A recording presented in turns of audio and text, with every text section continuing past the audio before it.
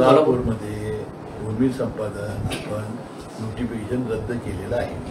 आज शक्तीपीठ मार्ग कोल्हापूरमधून जाणार नाही। सांगलीला आता रोड होणार आहे, कोल्हापूर हायवे लागला, हायवेचं जायचं संकेश्वर मार्गे गोवा।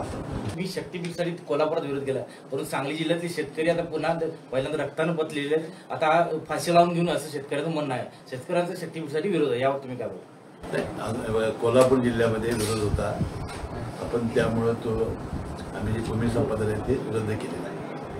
आता सांगलीचे लोक असतील, तुमच्या भावना खाडे साहेब मुख्यमंत्र्यांना पुढे मांडतील, पण शेतकरी आज टोकाची भूमिका घेतात।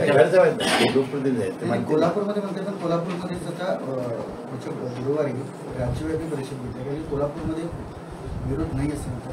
80 गाव टोटल 80 गाव कोल्हापूरमध्ये भूमी संपादन आपण नोटिफिकेशन रद्द केलेलं आहे।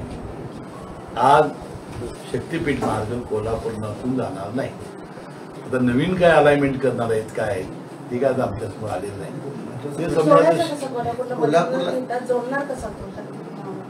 ते बघा, सांगलीला आता रोड होणार आहे, कोल्हापूर हायवे लागला, हायवेचं जायचं संकेश्वर मार्गे गोव्याला जायची चिंता आपल्याला का? येणार आहे सांगलवाडीपर्यंत इकडे येणार आहे, इकडून जो रस्ता कोल्हापूरला बघा, आता जो रस्ता आलाय सोलापूरवरून तो थेट आता नवीन आता तुमचं कोल्हापूरपर्यंत जाणार आहे।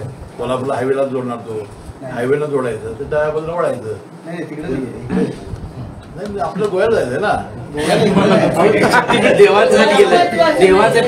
गोव्याला जायचं। गोव्याला जाण्यासाठी कोल्हापूर हाच त्यांच्यासमोर पर्याय आहे।